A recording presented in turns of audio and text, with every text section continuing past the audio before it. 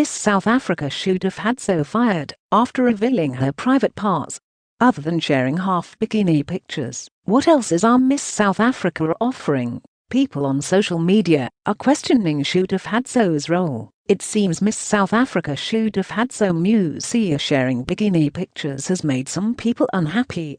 The beauty queen, who has been in her role for just a few months, received criticism for her homecoming, her unfriendly demeanor, and now her once beloved bikini pictures are too revealing. Shudu's swimsuit pictures in the past have received widespread admiration on social media. However, her latest swimsuit picture did not get the same reception.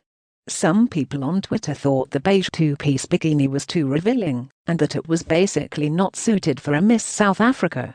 One Twitter user commented, "We love you, but you can't always come here to post yourself bikini. You are Miss South Africa. Our voice matter. You need to say something to comfort families who have been losing their loved ones, or to encourage young girls who are looking up to you. They can't only see pics of your bikini."